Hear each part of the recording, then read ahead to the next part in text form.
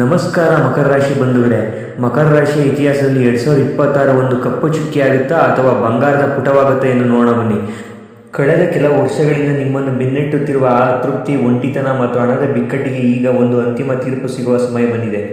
ವೀಕ್ಷಕರೇ, 2026ರಲ್ಲಿ ಶನಿದೇವನು ತನ್ನ ಸ್ಥಾನವನ್ನು ಬದಲಿಸುವಾಗ ನಿಮ್ಮ ಜೀವನದಲ್ಲಿ ಒಂದು ದೊಡ್ಡ ಸ್ಫೋಟ ಸಂಭವಿಸಲಿದೆ. ಅದು ಸುಖದ ಸ್ಫೋಟವೋ ಅಥವಾ ಸಂಕಷ್ಟದ ಸುಳಿಯೋ?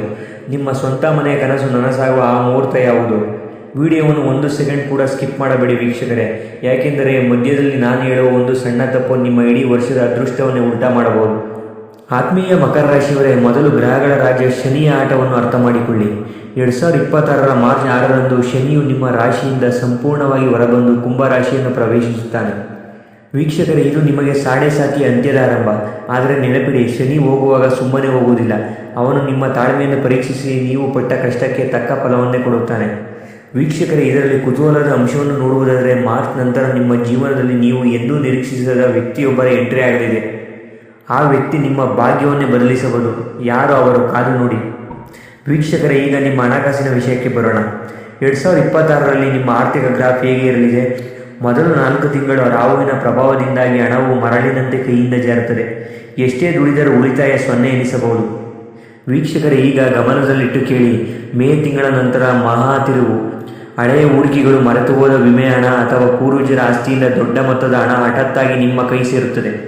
ಆದರೆ ಎಚ್ಚರಿಕೆ, ಈ ವರ್ಷ ನೀವು ಯಾರಿಗಾದರೂ ಸಾಲ ಕೊಟ್ಟರೆ ಆ ಹಣ ವಾಪಸ್ ಬರುವುದು ಅನುಮಾನ. ಹಾಗಾಗಿ ಸಹಾಯ ಮಾಡುವ ಮುನ್ನ ಯೋಚಿಸಿ. ವೀಕ್ಷಕರೇ, ಇದು ಈ ವಿಡಿಯೋದ ಅತ್ಯಂತ ಪ್ರಮುಖ ಭಾಗ. ಮಕರ ರಾಶಿಯವರ ಅತಿ ದೊಡ್ಡ ಕನಸು ಅಂದರೆ ಅದು ಸ್ವಂತ ಮನೆ.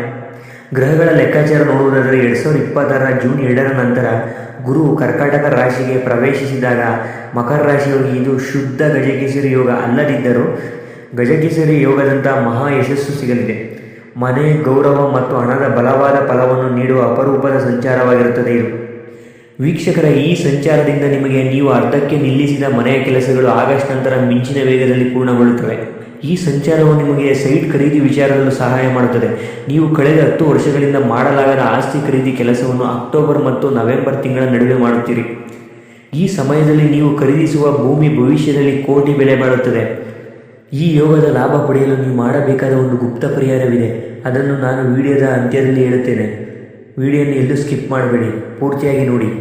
ವೀಕ್ಷಕರೇ, ಈಗ ಮಕರ ರಾಶಿಯವರ ಉದ್ಯೋಗ ಮತ್ತು ವ್ಯವಹಾರದ ಭವಿಷ್ಯವನ್ನು ನೋಡುವುದಾದರೆ, ಕೆಲಸದ ಜಾಗದಲ್ಲಿ ನೀವು ಇದುವರೆಗೆ ಅನುಭವಿಸಿದ ಅವಮಾನಗಳಿಗೆ ಈಗ ಸೇಡು ತೀರಿಸಿಕೊಳ್ಳುವ ಸಮಯ. ಉದ್ಯೋಗಿಗಳು, ಮಾರ್ಚ್ ನಂತರ ಶನಿ ಬಲದಿಂದಾಗಿ ನಿಮಗೆ ಹಿರಿಯ ಅಧಿಕಾರಿಗಳ ಸ್ಥಾನ ಸಿಗಲಿದೆ. ಸಂಬಳದಲ್ಲಿ ಭಾರಿ ಏರಿಕೆ, 10ರಿಂದ 30% ನಿರೀಕ್ಷಿಸಬಹುದು. ಇನ್ನು ಈ ವರ್ಷ ವ್ಯವಹಾರಸ್ಥರಿಗೆ ಹೊಸ ಮಾರುಕಟ್ಟೆಗೆ ಕಾಲಿಡಲು ಸೆಪ್ಟೆಂಬರ್ ಅತ್ಯುತ್ತಮ. ಕಬ್ಬಿಣ, ಸಿಮೆಂಟ್, ಬಟ್ಟೆ ಮತ್ತು ಆಹಾರ ಉದ್ಯಮದಲ್ಲಿ ಇರುವ ಮಕರ ರಾಶಿಯವರಿಗೆ ಈ ವರ್ಷ ಬಂಪರ್ ಲಾಭ. ಆದರೆ ಒಂದು ಗುಟ್ಟು, ನಿಮ್ಮ ವ್ಯವಹಾರದ ಪ್ಲ್ಯಾನ್ಗಳನ್ನು ಯಾರಿಗೂ ಬಿಟ್ಟುಕೊಡಬೇಡಿ. ನಿಮ್ಮ ಆಪ್ತರೇ ಶತ್ರುಗಳಾಗುವ ಸಾಧ್ಯತೆ ಇದೆ. ಹಾಗೆ ನಿಮ್ಮ ಆಪ್ತರೇ ನಿಮ್ಮ ಪ್ಲ್ಯಾನನ್ನು ಬಳಸಿಕೊಳ್ಳಬಹುದು. ಇದೀಗ ಪ್ರೀತಿ ಮತ್ತು ಕುಟುಂಬದ ಜೀವನವನ್ನು ನೋಡುವುದಾದರೆ, ನಿಮ್ಮ ಪ್ರೇಮ ಜೀವನದಲ್ಲಿ 3ನೇ ವ್ಯಕ್ತಿಯ ಹಸ್ತಕ್ಷೇಪದಿಂದಾಗಿ ವಿರಹ ಉಂಟಾಗಬಹುದು. ಜೂನ್ ತಿಂಗಳವರೆಗೆ ತಾಳ್ಮೆಯಿಂದಿರಿ.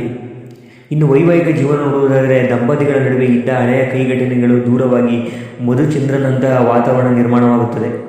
ಇದರಲ್ಲಿ ಕುತೂಹಲಕಾರಿ ಸಂಗತಿ ನೋಡುವುದಾದರೆ, ನಿಮ್ಮ ಕುಟುಂಬದ ಹಿರಿಯರೊಬ್ಬರು ನಿಮಗೆ ಒಂದು ರಹಸ್ಯ ಉಯಿಲು ಅಥವಾ ಆಸ್ತಿಯ ಬಗ್ಗೆ ಮಾಹಿತಿ ನೀಡಲಿದ್ದಾರೆ. ಇದು ನಿಮ್ಮ ಜೀವನದ ದಿಕ್ಕನ್ನೇ ಬದಲಿಸುತ್ತದೆ.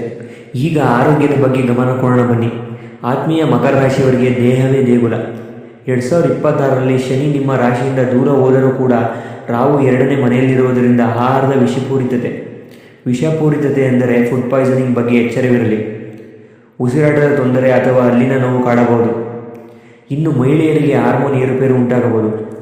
ಜುಲೈ ತಿಂಗಳಿನಲ್ಲಿ ದೈಹಿಕ ತಪಾಸಣೆ ಮಾಡಿಸಿಕೊಳ್ಳುವುದು ಉತ್ತಮ. ವೀಕ್ಷಕರೇ, ಈ ಎಲ್ಲ ಅದೃಷ್ಟಗಳನ್ನು ನಿಮ್ಮದಾಗಬೇಕೆಂದರೆ ನೀವು ಈ 3 ಕೆಲಸಗಳನ್ನು ತಪ್ಪದೇ ಮಾಡಬೇಕು. ವೀಕ್ಷಕರೇ, ಮೊದಲ ಪರಿಹಾರ ಭೂಮಿ ದೋಷ ನಿವಾರಣೆ. ಆತ್ಮೀಯ ಮಕರ ರಾಶಿ ಬಂಧುಗಳೇ, ನೀವು ಮನೆ ಕಟ್ಟುವ ಜಾಗದಲ್ಲಿ ಒಂದು ತಾಮ್ರದ ನಾಣ್ಯವನ್ನು ಹೂತು ಹಾಕಿ. ಇದರಿಂದ ನೀವು ಅಂದುಕೊಂಡಿರುವ ಕನಸಿನ ಮನೆಯ ಕೆಲಸ ಸುಗಮವಾಗಿ ಸಾಗುತ್ತದೆ. ಇನ್ನು 2ನೇ ಪರಿಹಾರ ನೋಡುವುದಾದರೆ ಕಪ್ಪು ನೂಲಿನ ತಂತ್ರ. ಶನಿವಾರದಂದು ನಿಮ್ಮ ಎತ್ತರಕ್ಕೆ ತಕ್ಕಂತೆ ಕಪ್ಪು ನೂಲನ್ನು ತೆಗೆದುಕೊಂಡು ಅದನ್ನು ಅರಳಿ ಮರಕ್ಕೆ ಸುತ್ತಿ ಬನ್ನಿ. ಇನ್ನು 3ನೇ ಪರಿಹಾರ ಶಿವನ ಆರಾಧನೆ. ಪ್ರತಿದಿನ ಓಂ ನಮಃ ಶಿವಾಯ ಎಂದು ಜಪಿಸುವುದರಿಂದ 7ನೇ ಶನಿಯ ಅಂತಿಮ ವಿಷಕಾರಿ ಪ್ರಭಾವವು ಅಮೃತವಾಗಿ ಬದಲಾಗುತ್ತದೆ. ಆತ್ಮೀಯ ಮಕರ ರಾಶಿ ಬಂಧುಗಳೇ, ಕೊನೆಯದಾಗಿ ಹೇಳುವುದಾದರೆ, ಮಕರ ರಾಶಿಯವರಿಗೆ 2026 ಎಂಬುದು ಕೇವಲ ವರ್ಷವಲ್ಲ, ಅದು ನಿಮ್ಮ ಪುನರ್ಜನ್ಮ. ಕಷ್ಟಗಳನ್ನು ಮೆಟ್ಟಿ ನಿಂತು ನೀವು ಸಾಧನೆ ಮಾಡುವುದು ಖಚಿತ. ನೀವು ಯಾವ ಊರಿನಿಂದ ಈ ವಿಡಿಯೋ ನೋಡ್ತಿದ್ದೀರಾ ಮತ್ತು ನಿಮ್ಮ ಮನಸ್ಸಿನ ಅತಿ ದೊಡ್ಡ ಆಸೆ ಏನು ಅನ್ನೋದನ್ನು ಕಮೆಂಟ್ ಮಾಡಿ ತಿಳಿಸಿ. ನಾನು ವೈಯಕ್ತಿಕವಾಗಿ ನಿಮ್ಮ ಕಮೆಂಟ್ಗೆ ದೈವಿಕ ಸಲಹೆ ನೀಡುತ್ತೇನೆ. ವೀಕ್ಷಕರೇ, ಈ ವಿಡಿಯೋ ನಿಮಗೆ ಉಪಯುಕ್ತವೆನಿಸಿದರೆ ಈ ವಿಡಿಯೋಗೆ ಒಂದು ಲೈಕ್ ಮಾಡಿ, ಹಾಗೆ ನಿಮ್ಮ ಮಕರ ರಾಶಿಯ ಸ್ನೇಹಿತರಿಗೂ ಈ ವಿಡಿಯೋ ಶೇರ್ ಮಾಡಿ. ಹಾಗೆ ನಮ್ಮ ರಾಶಿ ಮಿತ್ರರ ಚಾನಲನ್ನು ಸಬ್ಸ್ಕ್ರೈಬ್ ಮಾಡಿ ಪುಣ್ಯವಂತರಾಗಿ. ಮತ್ತಷ್ಟು ಗಹನವಾದ ಜ್ಯೋತಿಷ್ಯ ಮಾಹಿತಿಗಾಗಿ ನಮ್ಮೊಂದಿಗೆ ಸದಾ ಇರಿ. ಧನ್ಯವಾದಗಳು.